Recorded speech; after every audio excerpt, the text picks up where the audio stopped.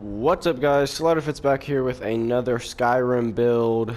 This time we have a Dunmer warrior is what I'm calling it. Basically just, a heavy that's themed, as a Dunmer. A Dunmer themed heavy, dark elf themed heavy. Yeah, so if you don't know, Dunmer is dark elf. I forget if when you're picking races if it says dark elf or Dunmer. But if you don't know, dark elves are also called Dunmers. And yeah, so that's what this guy is. He is a dark elf. I can take his helmet off. And yeah, if you don't know what this armor is, this is bone mold armor, and you get it in the Dragonborn DLC. So yeah, if you don't have that DLC, which I don't even know if that's possible to still not have that DLC, you should definitely check it out.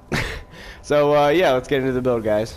Starting with the apparel, like I said, bone mold armor, which is, it's not amazing. So okay, so here's the thing about bone mold: you can improve it more than this, but you have to do a quest to do it, and I wasn't gonna do that whole quest just to make this build. I'm sorry, I'm lazy. But so you can make it slightly better than this, but I don't think it's like a ton better, if I'm being honest. If it was like a huge difference, I would have done it, but I don't think it's that much of a difference. So yeah, we have bone mold boots and gauntlets have an armor rating of 57, pretty meh, to be honest. Two-handed, for this one I enchanted it, so two-handed attacks do 45% more damage. It increases my stamina by 70 points, so I can do more heavy attacks. Bone mold gauntlets, two-handed attacks do 45% more damage, increases heavy armor skill by 28 points. The bone mold helmet has an armor rating of 78, which is, that's alright, I guess. Yeah, I'll give it alright. Restoration spells cost 28% less to cast, and magicka is increased by 70 points, so it's easier to heal myself. Bone mold pauldron armor. So there's three variants of this armor. There's one without the pauldron, one that has the pauldrons, but it's like the guard armor, so it also has like this white kind of cloak thing on, or not a cloak, like a white piece of cloth on it. I don't know. But for some reason I would have done the guard armor because it looks kind of cool, but that one and the pauldronless armor have a worse armor rating, which I don't really understand why the guard armor has a worse rating because it still has the pauldrons on it, but whatever. So the bone mold pauldron armor, armor rating of 150, which is like increases health by 70 points, health regenerates 35% faster. For the emerald ring, I increased health by 70 points, two-handed attacks do 45% more damage. Stamina regenerates 35% faster, two-handed attacks do 45% more damage. Next, for the weapon, I did the Elven Battle Axe. I just did Elven because I don't think there's like a Dunmer like weapon type in the game. You could correct me and be like, oh, actually, like this is. Actually, you could make the argument ebony would be good because ebony, like whatever it's called, Solstheim is like it used to be an ebony mine or whatever, and you can get the ebony mine up and running again. So I guess, yeah, ebony would also make sense. I did Elven Battle Axe also because I think the Elven Battle Axe looks kind of dope.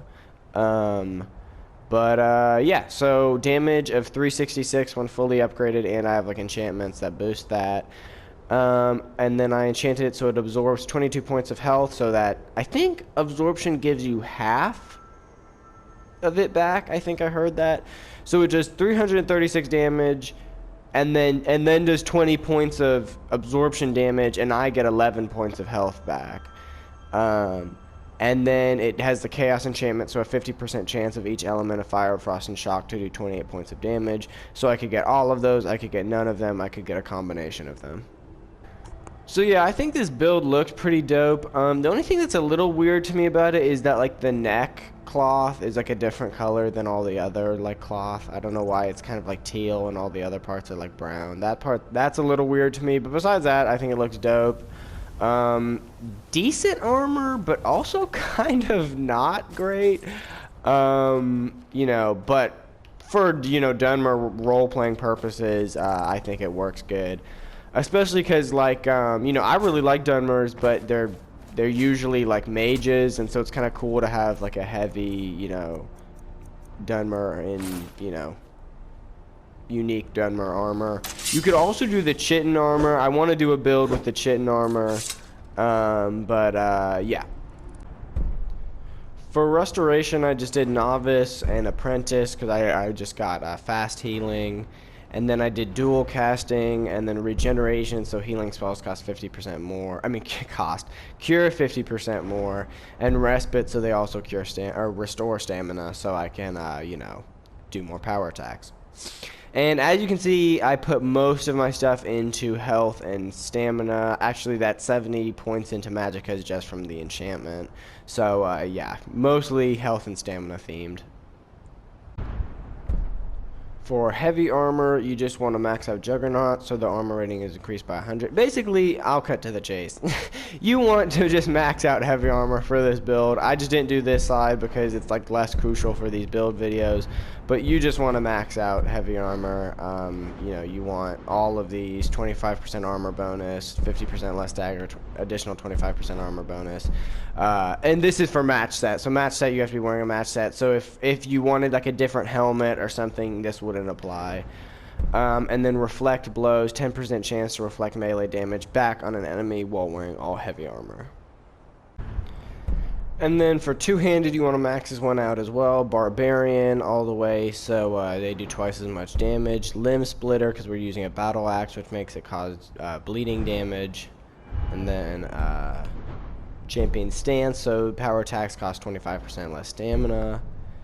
Can do a double-handed power attack while sprinting that does double critical damage. Devastating blow, standing power attacks do 25% bonus damage with a chance to decapitate your enemies, which always looks dope. Sweep, this basically means like when you normally, if you do a sideways attack, it'll like just hit like the closest enemy or whatever enemy it connects with, and this makes it so it can like, if there's a group of enemies, it'll do damage to like all of them, and I think it does like equal damage to all of them, but I could be wrong about that. Backwards power attack has a 25% chance to paralyze the target. That is also a good attack. Alright guys, let's fuck with these giants a little bit and see how this build holds up. So, you know, I'm not worried about the damage output. I think this guy does a good amount of damage. I am worried about how much damage he can take. Oh! That is some fuckery. 2 strike on a giant. I bet all the fucking shit worked. Oh shit. 3 strike on a giant. So this is fucking giants up, like badly. Badly. Giant camp already dealt with in like 0.2 seconds. Let's see what difficulty I'm on. Gameplay. Yeah, expert. I play on expert. Hey, let me know if you think I should play on master. I've just always played on expert, but if master is like the real shit, let me know. Alright guys, we're here in Markarth. I'm about to start murdering people. Die for my people. By the divines, Oh shit. are here in the city. Everyone stay. Oh. By the gods, did that really just happen? Did that really just happen? Someone do something. So it's like a 2 strike on guards. That's pretty good. Get, oh my god, get out of my face. Dude.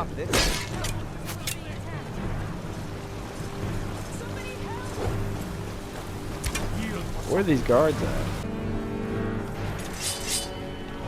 What's up, bro? What's up, bro? Oh, y'all wanna jump me? Y'all wanna jump me? So this armor is actually holding up better than I thought.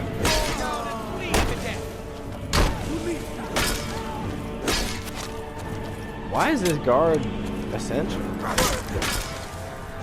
It's so weird.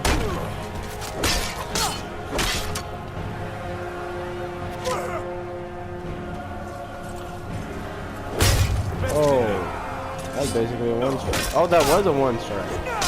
Oh, because of the bleeding damage. That was cool. So yeah, these guards are getting fucked up. Like bad.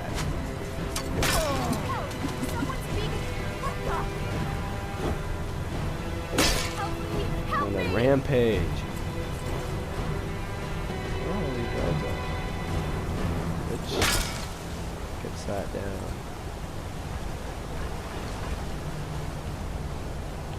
feel like there's usually like a shit ton of guards in Markarth. Bitch. What?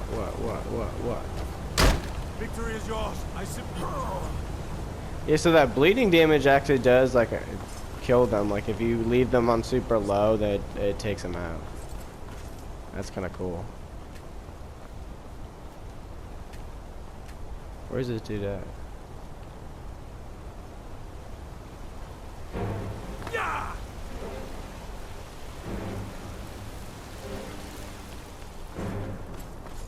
Enough! Oh, is it this old woman? Oh, never mind. Alright, well, I guess I killed all the guards. That's kind of surprising, though. I feel like the other times I've come here, there's been, like, way more. But, yeah, I guess I'll end the video there. So, yeah, let me know what you think of this build in the comments down below. You know, if you think it's trash, if you think it's good. I think it's definitely, like, I mean, it's just a standard tank build that is just themed. So, you know, if you're looking for the best tank build in the game, this isn't it. That would be all Dragonbone everything. But, you know, as a cool themed build, I think it's dope. I also, like, sometimes have playthroughs where I just, like, cheat and give myself this shit in the beginning, and then I just, like, you know, as, like, a character or something. And so, like, you know, it's fun for something like that, but, you know, like I said, not the best equipment in the entire game. So, yeah, let me know what you guys think, and I'll see you guys in the next one.